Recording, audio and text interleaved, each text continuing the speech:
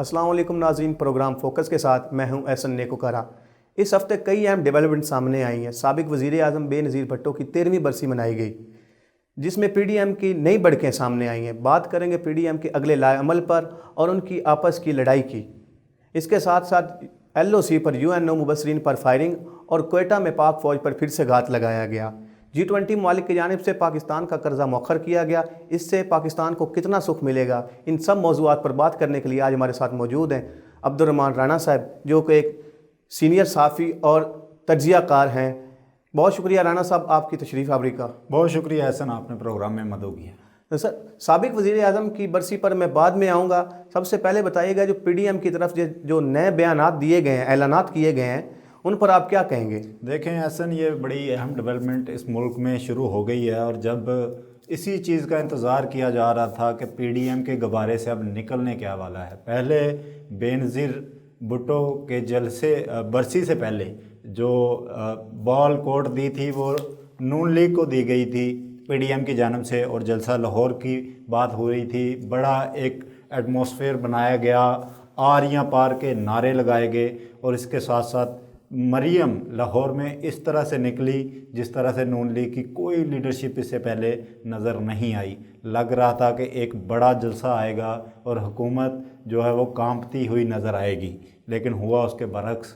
لوگوں نے بالکل بھی ان کی بات پر لبیک نہیں کہا۔ پی ڈی ایم کا جلسہ بری طرح پٹ گیا، اور اس کے بعد پی ڈی ایم کو چاہیے تھا ایک نیا ولولہ، ایک نیا جوش، اور حکومت کو تنگ کرنے کے لیے ایک نیا فارمولہ۔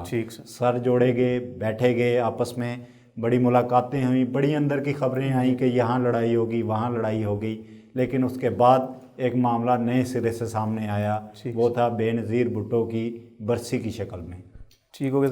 بے نظیر پہ تو میں بعد میں بات کروں گا، لیکن اس اعلانات پہ آپ نے بات کی کہ ان اعلانات میں کیا کچھ تھا، تو وہ بال تھی اب سندھ کے کورٹ میں، پیپلز پارٹی کی کورٹ میں۔ وہاں پہ مولانا فضل الرحمان صاحب کا وفد گیا، مولانا فضل الرحمان صاحب خود نہیں گئے، اور وہاں پہ اعلانات جو ہوئے ہیں، سب سے اہم اعلان تھا زرداری صاحب کی طرف سے، پھر ان کے صاحبزادے کی طرف سے، اور پھر نون لیگ کی نائب صدر مریم نواز صاحبہ کی طرف سے۔ تینوں کا اگر ہم جائزہ لیں، تجزیہ کرنے کی کوشش کروں میں، تو سب سے جو اہم بیان تھا وہ زرداری صاحب کا تھا، جو پیپلز پارٹی نعرہ لگاتی تھی ایک زرداری سب پہ بھاری۔ انہوں نے کل اس کا ایک مظاہرہ کرنے کی دوبارہ سے کوشش کی کہ شاید ہم حکومت کو ٹف ٹائم دیں تو ہمیں کچھ آرام مل سکے مقدمات میں، کیونکہ بری طرح الجھے ہوئے ہیں، نیب میں بری طرح الجھے ہوئے ہیں، ان کے ساتھی گرفتار ہیں، خود وہ ظاہر بیماری کی وجہ سے اندر لیٹے ہوئے ہیں، ورنہ ابھی تک ان کا کوئی نہ کوئی نتیجہ نکل سکتا تھا۔ زرداری نے بڑی ہی پہلے منجھی ہوئی گفتگو کی، لیکن اس کے بعد انہوں نے اپنے مخصوص سٹائل میں وہاں پہ تنقید شروع کی حکومت پر، اور کہا کہ میں ایک جرنل کو جس طرح سے نکال سکتا ہوں، عمران خان کو نکالنا میرے لیے کوئی مسئلہ نہیں تھا۔ انہوں نے کرنے کی کوشش کیا کی ہے احسن اس سارے معاملے میں، کہ انہوں نے یہ تاثر دیا ہے کہ اگر ساری پارٹیز مخلص ہو جائیں میرے ساتھ اور مجھے وہ پاور بنا دیں جس کا ظاہر زرداری صاحب چاہتے ہیں، جیسے انہوں نے اس سے پہلے کوئی شک نہیں کہ زرداری صاحب نے بڑی بڑی گیمز کی ہیں، چیئرمین سینٹ انہوں نے چینج کیا ہے، مشرف صاحب کو بڑے آرام سے انہوں نے، کل بھی انہوں نے کہا کہ میں نے دودھ سے بال کی طرح نکال دیا تھا، تو یہ عمران خان کو تو میرے لیے چیز ہی کوئی نہیں ہے۔ لیکن سیاست میں چیزیں بدلتی ہیں، ٹائم بدلتا ہے، اور ہر وہ چیز جو آپ کے فیور میں ہوتی ہے وہ آپ کے خلاف بھی ہو سکتی ہے۔ جی بالکل۔ اس دن زرداری صاحب کا ٹائم تھا، اب عمران خان کا ٹائم ہے، ان کو چاہیے کہ ان کو 5 سال پورے کرنے دیں۔ اب ان کے صاحبزادے کی بیان کی طرف آ جائیں، تو انہوں نے کہا کہ جناب 31 جنوری تک آپ دے دیں استعفیٰ، ورنہ ہم لانگ مارچ کریں گے۔ یہ لانگ مارچ ہونا تھا جنوری میں، اب چلا گیا یہ فروری میں۔ اب فروری والی اس کا مطلب یہ ہے کہ پی ڈی ایم جو پریشر بلڈ کرنا چاہتی تھی اس میں ناکامی ہوئی ہے۔ اگر تیسرا پوائنٹ ہم دیکھ لیں مریم نواز کا، تو مریم نواز کہتی نظر آئی ہیں سامنے کہ جناب سلیکٹر جو ہے اسٹیبلشمنٹ کی طرف ان کا اشارہ تھا کہ اگر آپ لوگ سائڈ پہ ہٹ جائیں تو ہم عمران خان کو دیکھ لیں گے۔ بھئی یہ تو انتہائی قانونی بات ہے کہ آپ اسٹیبلشمنٹ کو بار بار کہہ رہی ہیں کہ جناب آپ پہلے تو آپ کہہ رہے ہیں ہم آپ سے بات کرنے کے لیے تیار ہیں، اب آپ اس بات پہ آ گئے ہیں جناب کہ ہم کوئی مذاکرات نہیں کریں گے، کوئی بات نہیں کریں گے، اس سے نمٹ لیں گے۔ تو یہ انارکی پھیلانے کی سیدھی کوشش ہے کہ پاکستان کو ڈی اسٹیبلائز کیا جائے۔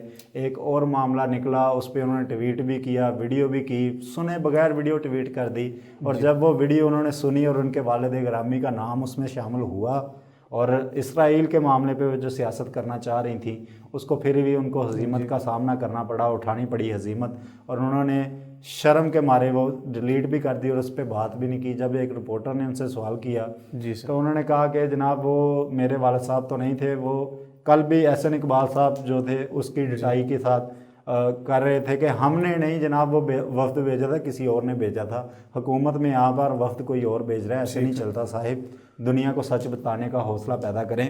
اب مریم نواز کی بات کر لیتے ہیں، تو انہوں نے کل کہا ہے جناب کہ عوام نمٹ لے گی۔ عوام تو آپ کے ساتھ ہے نہیں محترمات، عوام کیا نمٹے گی آپ کے ساتھ؟ وہ تو لاہور سے پتہ چل گیا تھا ابھی ان کے ساتھ۔ جی بالکل، لاہور سے کیا، آپ کو مختلف چیزوں سے سمجھ آ جانی چاہیے کہ پی ڈی ایم کے ساتھ عوام کتنی تھی۔ پورا سندھ آپ نے جام کر کے، پورا ساری چیزیں کر کے وہاں پہ ایک جلسہ منعقد کیا ہے جہاں پہ بھٹو کو پیر مانا جاتا تھا، جہاں پہ بھٹو آج بھی زندہ ہے، جہاں پہ مختلف لوگوں کو مختلف شکلوں میں وہاں پہ نظر آتا ہے، وہاں پہ عوام اکٹھی کر کے آپ بڑکے مار رہے ہیں اور عجیب و غریب قسم کے اعلانات کر رہے ہیں۔ جمہوریت میں زرداری صاحب یہ کہا کرتے تھے کہ چلنی چاہیے، بے شک لولی لنگڑی جمہوریت ہو، وہ بہترین آمریت سے بہتر ہے۔ تو یہاں پہ جمہوریت لولی لنگڑی نہیں ہے، یہاں پہ ایک ادارے بہترین کام کر رہے ہیں۔ ملک آپ کا پھنسا ہوا ہے، کرونا وائرس کا مسئلہ ہے، بہترین قسم کے بہت بڑے بڑے مسائل ہیں جن کو آپ نے ٹیک اپ کرنا ہے، جن کو آپ نے لک آفٹر کرنا ہے، لیکن آپ ہیں کہ صرف اپنے سیاسی مقدمات کے لیے۔ وہ کہہ رہی تھی کہ ہم این آر او نہیں دیں گے، این آر او تو آپ مانگ رہے ہیں، حکومت نے آپ سے کیا این آر او مانگنا؟ حکومت کو کیا مسئلہ آپ سے؟ حکومت تو جب مرضی چاہے آپ کے 50 بندے 100 بندہ توڑ کے فارورڈ بلاک بنا لے، خوش ہو جائے، لیکن پھر شانگا مانگا کی جو سیاست تھی وہ شروع ہو جائے گی۔ رانا صاحب بتائیے گا، دھرنے کی بات کی گئی، نون لیگ اور پیپلز پارٹی دھرنا دے سکتی ہیں، اور خاص طور پہ مولانا فضل الرحمان کا اس میں کیا کردار ہوگا؟ اچھا، مولانا فضل الرحمان کا بڑا اہم سوال ہے آپ کا۔ یہاں پہ کردار ہی دھرنے میں مولانا فضل الرحمان صاحب کا ہوگا کیوں؟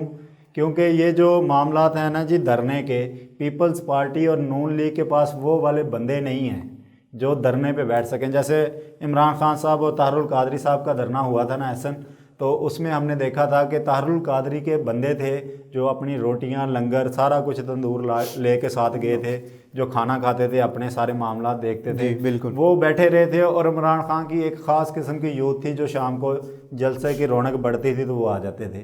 اب پیپلز پارٹی کی بات کر لیں تو ان کے پاس جالے ہوں گے، لیکن وہ اس طرح کے نہیں ہیں کہ وہ کچھ دن تک بیٹھ سکیں۔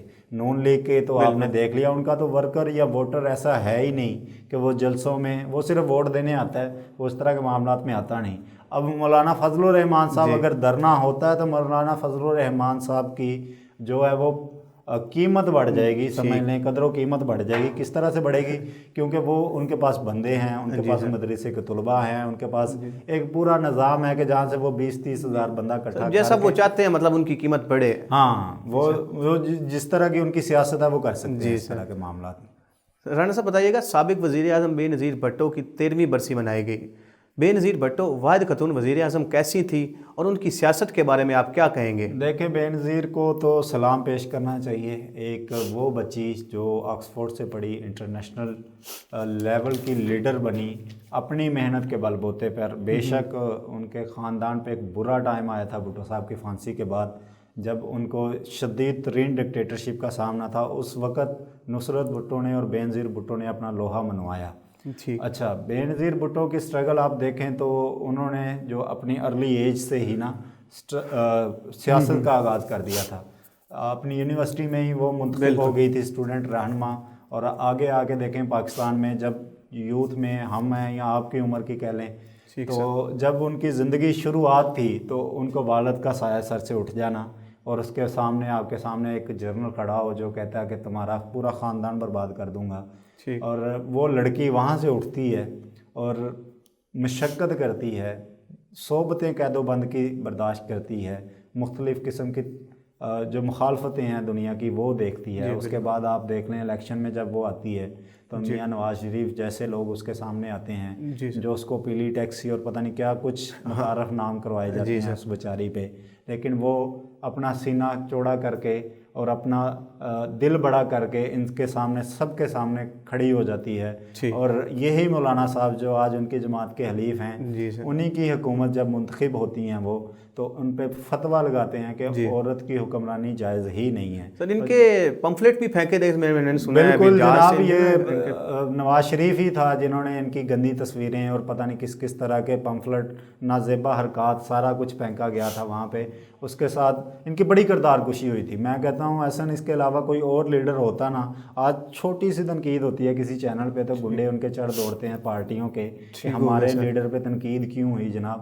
لیکن بے نظیر کا حوصلہ دیکھیں, اخباریں ان کے خلاف لکھتی رہیں, ایک پوری کی پوری جماعت ان کے خلاف تھی اور جس کو تب بڑا ہی پیک کیا گیا تھا ہر طرف سے.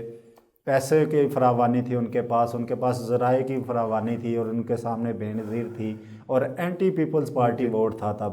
اور دیکھ لیں آپ کہ ان کے ساتھ کیا کچھ نہیں ہوا. ان کے لائے ہوئے صدر نے ان کی حکومت توڑ دی, انہوں نے کہا کوئی بات نہیں. ان سے زرداری صاحب کو اور بلاول صاحب کو ان سے جو ہے نا وہ جمہوریت کا لیسن لینا چاہیے, سبق حاصل کرنا چاہیے کہ بے نظیر کی سیاست کیسی تھی. وہ ملک باغ کے نہیں گئیں, وہ اس طرح کے معاملات میں نہیں الجھی جس طرح سے زرداری صاحب اور بلاول صاحب کسی کٹ پتلیوں کا شکار ہو رہے ہیں. بے نظیر کی اگر آپ سیاست کا تجزیہ کریں تو بے نظیر نے بڑی صاف ستھری پولیٹکس کی تھی, اصولوں پر مبنی پولیٹکس کی تھی کہ جب انہوں نے حکومت اڑا دی تو وہ جا کے دھرنوں پر نہیں بیٹھی, انہوں نے کہا ٹھیک ہے اگلے الیکشن کروائیں. اگلا الیکشن ہوا, نواز شریف صاحب جیت گئے, نواز شریف صاحب کی حکومت ختم ہوئی, پھر وہ آ گئی دوسری ٹرم میں آ گئی, انہوں نے پھر اسی طرح سے کام کیا. گو کہ ان کو اس طرح سے کام نہیں کرنے دیا گیا, اس اپوزیشن کی جانب سے ان کی کردار کشی ہوئی لیکن وہ کھڑی رہی. اس کے بعد جب یہاں پہ ماشاء اللہ دوسرا لگتا ہے مشرف صاحب کا, وہ جلا وطن ہوتی ہیں, وہ واپس آتی ہیں, مشرف کے ساتھ وہ جو ایگریمنٹ کرتی ہیں اس میں چاہتی تو صرف پیپلز پارٹی کو وہ فائدے دے سکتی تھی, لیکن انہوں نے پیپلز پارٹی کے لیے نہیں بلکہ انہوں نے کہا کہ نواز شریف کو بھی اس ملک میں لے کے آؤ. اور چارٹر آف ڈیموکریسی انہوں نے جو ہے وہ سائن کیا اور اپنے مفاد کے لیے فائدے نہیں لیے بلکہ نواز شریف صاحب کو بھی لے کے آئے. آپ کو یاد ہے کہ نواز شریف صاحب کو جب ایئرپورٹ پہ اترے تھے تو ان کو اٹھا کے تو پھر جدہ پھینک دیا گیا تھا اور ان کو بری طرح گھسیٹا گیا تھا. یہ بے نظیر ہی تھیں جن کی وجہ سے نواز شریف صاحب واپس آئے تھے. اب کیوں نہیں نواز شریف صاحب واپس آ جاتے؟ کیونکہ اس پائے کے لیڈر نہیں ہیں. ٹھیک ہے, اب بے نظیر کی آپ سیاست دیکھیں, جب سخت خطرات تھے, جب سخت مسئلے تھے, ثانیہ کارساز ہوا ان کی ریلی میں جو ان کے استقبال کے لیے کرنے آئی تھی, انہوں نے وہاں پہ بم دھماکہ ہوا, وہاں سے گھبرائی نہیں. اس کے بعد انہوں نے جلسے جلوس جاری رکھے اور پنڈی میں بھی, لیاقت باغ میں بھی جب ان کا جلسہ ختم ہوا تو بہت سمجھانے کے باوجود بھی وہ گاڑی کے سن روف سے باہر نکلی اور وہاں ان کو نشانہ بنایا گیا, آسان ٹارگٹ بنی, لیکن ان کی دلیری دیکھیں وہ رکی نہیں کسی بھی طرف. اگلے ٹاپک کی جانب بڑھتے ہیں, ٹائم بھی کچھ ایسا ہے. رانا صاحب, پہلے بھارت LOC پر باز نہیں آتا تھا لیکن اب UN مبصرین پر حملہ آور کیوں ہوگا, اس کے بارے میں تھوڑا سا بتائیے گا. لیکن بکھلا گیا ہے, سیدھی سی بات ہے کہ بھارت بکھلا گیا ہے. اندر ان کے کسانوں کی ایک تنظیم ہے جس نے ان کا سر درد بنائی ہوئی ہے. سب سے پہلے تو دیکھیں اگر آپ تو انڈیا اپنے اندر ہی سب سے پہلے اس کو جس نے رگڑا وہ تھا کرونا وائرس. 90 ہزار لاکھ روز کا مریض نکل رہا ہے. اس کے ساتھ کسانوں کا ساتھ پنگا لے لیا. پہلے تو کشمیر ایشو پہ انہوں نے پنگا لیا, پھر کسانوں کے ساتھ پنگا لے لیا. جب کسانوں کے ساتھ انہوں نے پنگا لیا تو اب بھی دیکھیں آپ کے بہار اور دلی کی سرحد پر کسانوں کے ایک وسیع تعداد ہے اور بڑے ہی لیول پہ وہاں پہ اب تو خالستان کے نعرے بھی بلند ہوتے نظر آ رہے ہیں. جب اندر اتنا پریشر ہو, پریشر کوکر کی طرح وہ پھٹ رہے ہیں اندر سے بھارت, تو جب اندر اتنا پریشر ہو اور باہر سے پاکستان پہ وہ بکھلایا ہوا ہے, ادھر سے چائنا سے مار کھا لیا اس نے, تو یہ صرف اور صرف بکھلاہٹ ہے کہ پہلے پاکستان کے فوجیوں پر حملہ آور ہوتا تھا, اب سیدھا اس نے UN مبصرین پر بھی ٹارگٹ کر دیا ہے. آپ کے پاس وقت تھوڑا ہے ورنہ اس بریک میں بعد میں آپ کو بتاؤں گا کہ کتنی بڑی حماقت کیا اور اس کے اثرات کیا ہو سکتے ہیں, کیونکہ یہ کوئی عام مبصرین نہیں تھے, تو پاکستان کے جرنلسٹ نہیں تھے یا پاکستان کے سیکیورٹی کے نمائندے نہیں تھے کہ جن کو آپ نشانہ بنا سکتے ہیں. یہ دنیا بھر سے آئے. نہیں بات ہے سر, یہ LOC پر تو پہلے سچ لگے رہتے ہیں, یہ LOC کی خلاف ورزی کرتے رہتے ہیں, لیکن اس بار UNO پر ہی فائرنگ کر دی انہوں نے. ایک نئی بات آئی ہے سامنے, مطلب दुनिया को ये क्या पैगाम देना चाह रहे हैं इससे? दुनिया को उन्होंने पैगाम यही दिया है कि हम जनाब जब तक हमारी मानते रहोगे तब तक हम जमहूरी हैं, अगर हमारी नहीं मानी गई तो हम इससे भी ओछे कंडे इस्तेमाल करते रहेंगे। राणा साहब, वक्त हुआ एक ब्रेक का, मिलते हैं ब्रेक के बाद।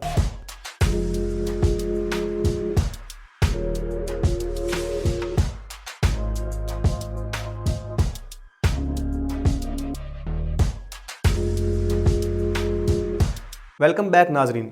राणा साहब बताइएगा, LOC पर बात हो रही थी, भारत को क्या ज़रूरत महसूस हुई कि उन्होंने UN मुबसरीन पर ही हमला कर दिया? अच्छा, ब्रेक से पहले जो मैं बात कर रहा था उसको मैं कंप्लीट कर लूँ पहले। LOC पर इसलिए भी उनको हुआ, मैं आपको पहले भी बता रहा था कि उनको अंदर से बड़े प्रेशर हैं, उनके मामला अपने बड़े बिखरे हुए हैं। नागालैंड में आज़ादी के जो हैं वो नारे लग चुके हैं, कश्मीर बनेगा पाकिस्तान फ़ज़ाओं में गूंज चुका है, अब खालिस्तान की तहरीकें सामने आ रही हैं। इसके साथ साथ जो उनका हीट पॉइंट था वो कश्मीर पे ऊपर पाकिस्तान ने जो सफारतकारी की थी वो सबसे अहम वजह बनी कि वो बिल्कुल बुखला चुके हैं। मोदी हुकूमत के पास अकल के कोई नाखुन नहीं है। पहले उन्होंने चाइना के साथ टक्कर ली, चाइना वालों ने उनको अंदर घुस के मारा और इतना मारा कि उनके कितने फ़ौजी जो हैं वो मार दिए, और अब उनको ये समझ नहीं आ रही कि वो कहाँ कहाँ पंगा लें। पाकिस्तान बार बार वज़ीर आज़म पाकिस्तान को सिक्योरिटी एजेंसी ISI या हेड क्वार्टर में ब्रीफिंग देती रही कि कोई फाल्स ऑपरेशन हो सकता है, हो सकता है, हो सकता है। इसलिए पाकिस्तान भी दुनिया भर को बार बार बताता रहा कि अगर इसने इस तरह की कोई हमाकत की अपनी बेइज्जती को कंट्रोल करने के लिए पाकिस्तान की तरफ बढ़ा तो पाकिस्तान का रिएक्शन इससे सख्त होगा। जब उनको इतनी समझ नहीं आई तो उन्होंने समझा कि ये कोई आम की रूटीन है की बात है कि हम जिसको मर्ज़ी करा लेंगे, कोई पूछेगा नहीं। अब UN के जो मुबसरीन हैं उस पर फायरिंग करने का मतलब है पूरी दुनिया पे फायरिंग की है आपने। पाकिस्तान ने इसका ख़त लिख दिया है, दुनिया अब इस पर आंखें बंद करती है। UN की जो सिक्योरिटी कौंसिल है वो इस पर आंखें बंद करती है या भारत से पूछती है, ये बाद में पता चलेगा।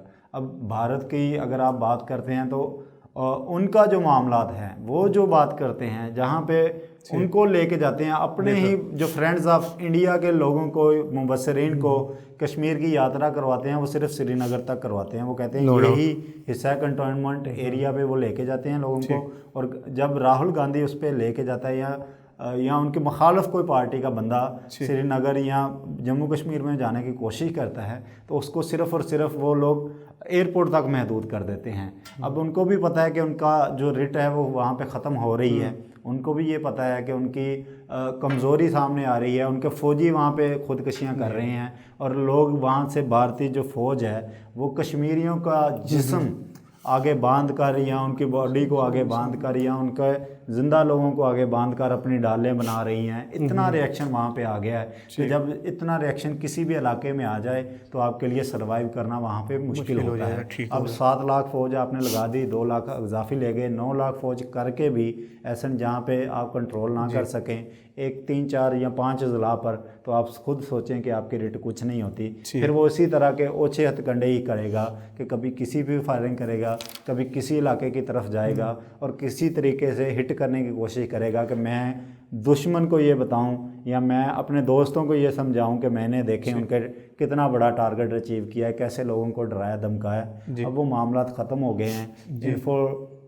डिस इन्फॉर्मेशन जो सामने आई थी उन्होंने भी बता दिया कि ये किस तरह से कश्मीर के नाम पर पाकिस्तान को वर्गलाया करते थे और कश्मीर के नाम पर किस तरह का प्रोपोगंडा करते थे, और आज़ाद कश्मीर के हवाले से भी उन्होंने बताया खुलकर कि किस तरह के प्रोपोगंडा होता था। तो ये सारे मामलात हैं जो 15 साल से भारत करता रहा और दुनिया उसको देखती रही, लेकिन अब उसकी मक्कारियाँ, उसके झूठ मज़ीद नहीं चलेंगे, उसको जवाबदेह होना पड़ेगा। राणा साहब, पाक फ़ौज पर पहले ही LOC की जानिब से और अब मुल्क के अंदर ही से दहशतगर्दी सामने आ रही है, जिसके नतीजे में 7 शहीद हो गए। जी, इस पर आप क्या कहेंगे? देखें, ये एक बड़ी ही ख़तरनाक मूवमेंट है इस टाइम पाकिस्तान में चल रही है। आर्मी चीफ इस पे बड़ा खुला और वाज़े जो है वो ले चुके हैं स्टांस, और इसको कह चुके हैं ये हाइब्रिड वार या 5th जनरेशन वार हमारे ख़िलाफ़ चल पड़ी है। पहले उन्होंने अपने मोहरे इकट्ठे किए, पहले लोगों को सियासत में एंटर किया, पाकिस्तान के ख़िलाफ़ नारेबाजी हुई, पाक फ़ौज के ख़िलाफ़ नारेबाजी हुई, और एक KPK की जमात ऐसी थी जो खुल्लम खुल्ला नारा ये लगाती थी, और उसके पीछे भी फंडिंग का मामला था। उनके बंदे अभी भी ज़ेर तफ्तीश हैं और उनसे मामला चल रहे हैं कि कौन कौन कहाँ कहाँ से पैसे किस तरह से पैसे लेता रहा है। अब उन चीज़ों से हट के जो सामने चीज़ आई है वो है अंदर की तरफ। आपको याद होगा कि जो उनके सिक्योरिटी अमूर के हेड हैं इंडिया के, वो साबिक रॉ ऑफिसर हैं और उन्हीं के बांजे ही पाकिस्तान ने पकड़े हुए हैं। और जहाँ पे जो बलूचिस्तान में कार्रवाइयाँ कर रहे थे अमन को सबटाज करने के लिए, अमन को बर्बाद करने के लिए, पाकिस्तान को नुकसान पहुँचाने के लिए, तो उन सारों ग्रुपों को पकड़ना पाकिस्तान के लिए कोई मुश्किल टास्क, इतना मुश्किल टास्क कि कोई कमांडर जो कभी दुनिया की तारीख में ऐसा नहीं हुआ है कि किसी का कमांडर हाजिर ड्यूटी पकड़ा जाए और उसके लिए कितनी जानों के नजराने दिए गए होंगे, कितनी फौजियों की कुर्बानी दी गई होंगी, कितने ब्लास्ट किए होंगे उनको ये यकीन दिलाने के लिए कि हम आपके पैरोकार हैं, आप आएँ ज़रा। और वो वहाँ पे नाम अपना चेंज हुसैन मुबारक पटेल बना के आए। अब बलूचिस्तान का जो मामला है ना जी, यहाँ पे 7 FC जवान जो शहीद हुए हैं, ये आप इसको लाइट ना लें, इसके पीछे भी एक बहुत बड़ा जो है ना ग्रुप मुलव्वस है जो इस पूरे का पूरा सिनेरियो को कंट्रोल करने की कोशिश कर रहा है। बलूचिस्तान वो पाकिस्तान का वाहिद खिता है जिसमें अब थोड़ी सी शिद्दत रह गई है कि जहाँ पे आज भी लोग अपना ईमान बेच के इस धरती के साथ गद्दारी करने पर मुज़र नज़र आ रहे हैं। उसमें से पाकिस्तानियों को ब्लेम नहीं दे सकते क्योंकि वो सारा का सारा अफ़गानिस्तान से कंट्रोल हो रहा है, उनकी सरहद उनके साथ मिलती है, चमन बॉर्डर से वो इंपोर्ट करते हैं इस तरह के लोगों को जो यहाँ पे आकर टारगेट अपने अचीव करते हैं और फिर वापस भाग जाते हैं। अब सिक्योरिटी फोर्सेस ने उस सारे इलाके को जो है हरनाई का इलाका शेरग है, अब चेक पोस्ट पे ये हमला हुआ है, उस सारे इलाके का रास्ता बंद हो चुके हैं और उस इलाके को नाकाबंदी कर दी गई है कि वहाँ से निकले ना।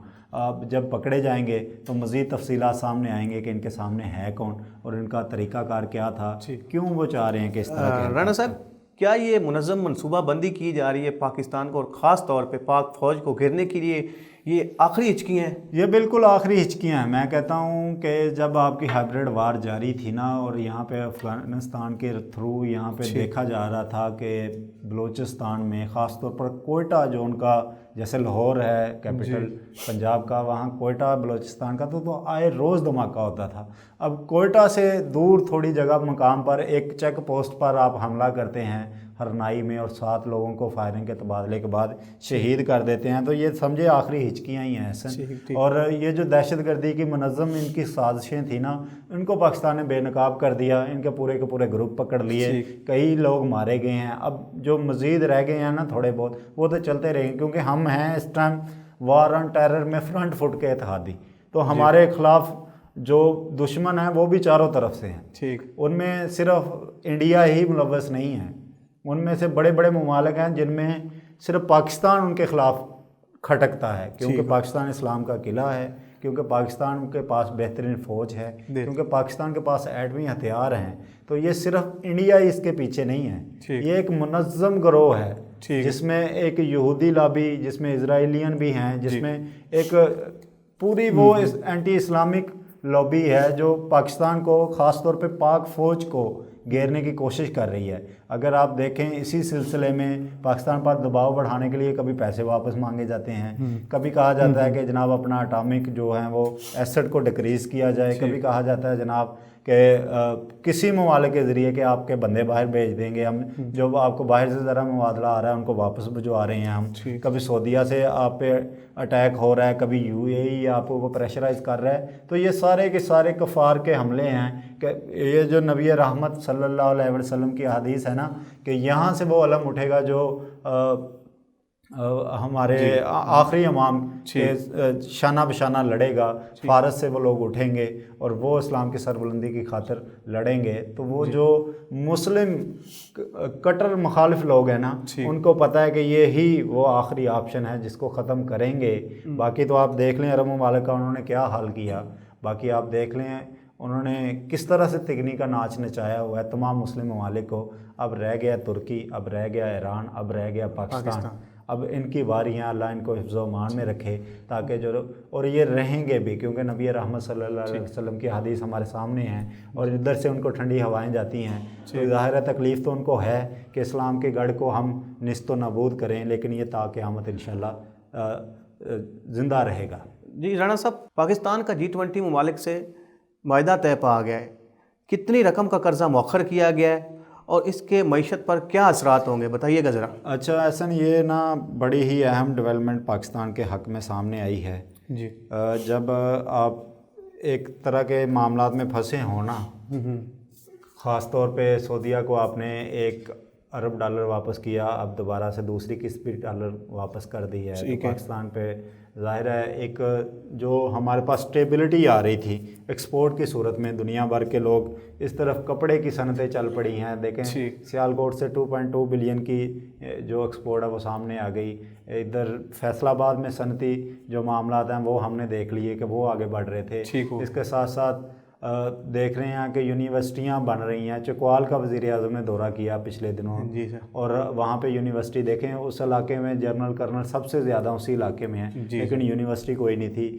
اب وہاں پہ یونیورسٹی بن رہی ہے، وہاں پہ جو ویسٹرن روٹ ہے اس کا وہاں پہ اپلائی ہو رہا تھا، اور یہاں پہ دیکھ رہے ہیں ریلوے کو اپ گریڈ کرنے کے لیے گرین لائن منصوبے وہاں پہ چل رہے تھے، نئی کراچی سے لے کے پشاور تک پٹریاں چل رہی تھیں، سی پیک کے منصوبے چل رہے تھے، تو لوگوں کو پاکستان کی ترقی ہضم نہیں ہو رہی تھی، اس کو ڈی اسٹیبلائز کرنے کے لیے، معیشت کو برباد کرنے کے لیے وہ سارے معاملات کر رہے تھے۔ لیکن اب ہم دیکھتے ہیں کہ وزیر اعظم عمران خان کی سفارتکاری کے ذریعے لوگوں کو سمجھانے کے لیے انہوں نے پچھلے دفعہ بھی ورلڈ اکنامک فورم پہ اٹھایا تھا یہ پوائنٹ کہ کرونا کی وجہ سے بڑی مشکلات کا شکار ہیں ہم، اور پچھلی دفعہ بھی 1 خرب کے قریب قرضہ جو ہے وہ ڈیلے ہوا تھا اور پاکستان کی معیشت کے لیے اس کے بعد ہمیں اثرات نظر آئے تھے۔ اب جو تفصیلات یہ ہیں کہ G20 ممالک سے جو معاہدہ طے پایا ہے اس کے تحت 2.72 خرب روپے کے قرضے جو ہیں وہ مؤخر کیے جائیں گے۔ اگر 2.72 خرب روپیہ آپ کی اکانومی میں موجود رہتا ہے، آپ کو واپس نہیں کرنا پڑتا، ایک بہت بڑی اماؤنٹ ہے یہ دیکھیں آپ سمجھے، اربوں کی نہیں ہے، خربوں کی ہے۔ 2.72 خرب روپے اگر آپ کو واپس نہیں لوٹانے اور آپ کو سال 2 سال مل جاتا ہے تو آپ کی اکانومی کتنی سرپلس کر جائے گی، آپ کی صنعتیں کس طرح سے چل رہی ہیں اس کا سکون ہو جائے گا۔ اس لیے یہ بڑی اہم ڈیولپمنٹ ہے کہ میرے خیال میں کہ پاکستان کا یہ قرضہ جو ہے وہ مؤخر ہوا ہے، اس سے پاکستان کو یہ فائدہ ہوگا کم از کم کہ ان کو جو قرضے واپس کرنے تھے ان کے لیے ان کو بھاگ دوڑ نہیں کرنی پڑے گی، اس کے لیے ان کو وہ پریشر جو اکانومی پہ آپ کے بلٹ ہو جاتا ہے وہ نہیں ہوگا، اس طرح سے جو قیمتیں اور مہنگائی کا طوفان جس طرح ہم نے پچھلے 2 ماہ میں دیکھا تھا اس طرح سے نہیں آئے گا۔ اب دیکھیں سٹیبل ہونا شروع ہو گیا سارا، 30-40 روپے پہ کلو مل رہا ہے آلو، اور 20-30 روپے پہ پیاز آ گیا، 100 سے نیچے ٹماٹر آ گیا، تو یہ ساری چیزیں لنکڈ اپ ہوتی ہیں آپ کے اکنامک سچویشن پہ۔ جب آپ کے اکنامک سچویشن سٹیبلٹی کی طرف جاتی ہے تو تاجر بھی انویسٹ کرتا ہے اور صنعت کار بھی اپنی پروڈکشن زیادہ بڑھاتا ہے، اور جو کسان کی پروڈکشن ہے اس کے جو ہیں وہ خرابی بھی نہیں ہوتی اور پیسے بھی آپ کے ٹھیک آ جاتے ہیں۔ تو جو پیسے ہوں نا تو آپ کا پورا ملک جو ہے نا اس کی اکانومی بہترین سطح پہ چلتی ہے۔ تو میرا خیال ہے یہ بڑی خوش آئند بات ہے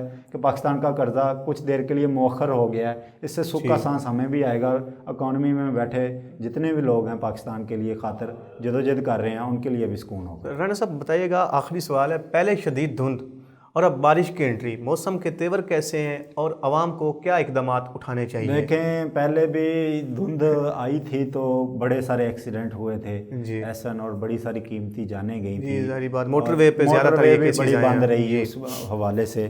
تو اقدامات ہیں وہ عوام کو تو یہ اٹھانے چاہیے سب سے پہلے کہ لوگوں کو اپنے آپ کو محفوظ کرنا چاہیے کہ اس وقت نکلے ہی مت جب دھند زیادہ ہو، اس وقت نکلے مت کہ جب بارش زیادہ ہو۔ کل بھی دیکھا ہم نے لاہور میں شدید بارش ہوئی، پنجاب میں شدید بارشوں کا سپیل ابھی بھی جاری ہے۔ لنڈی کوتل کی بات کریں تو 9 سال بعد برف باری، خشک پہاڑ تھے، ہم وہاں بڑی دفعہ گئے ہیں، اور وہاں پہ کبھی برف باری کا سنا ہی نہیں تھا، لیکن 9 سال پہلے ایک برف باری ہوئی تھی، آج پھر وہاں پہ برف باری ہوئی ہے۔ خیبر پختونخوا کی بات کریں جو ملک کا بلائی علاقہ ہے، اس میں انتہائی سردی ہے، ایمرجنسی نافذ کر دی گئی ہے، متاثرین کو شیلٹر ہوم دے دیے گئے ہیں۔ اس کے ساتھ ساتھ لاہور میں 3 ملی میٹر بارش ہوئی ہے، اور لیسکو کے 55 سے زائد فیڈر جو ہیں وہ ٹرپ کر گئے تھے۔ لوگوں کو احتیاط اپنانی چاہیے کہ جب بھی نکلیں اپنی گاڑیوں میں تو فوگ انفارمیشن لے لیں۔ اس کے ساتھ ساتھ اگر آپ نے کچھ دیکھنا ہے تو بارش کی صورتحال دیکھ لیں تاکہ آپ اور آپ کے پیارے محفوظ رہ سکیں۔ رانا صاحب آپ کے وقت کا بہت شکریہ۔ ناظرین، امید کرتا ہوں آپ کو ہمارا پروگرام پسند آیا ہوگا۔ اس کے ساتھ ہمیں دیجیے اجازت۔ اللہ حافظ۔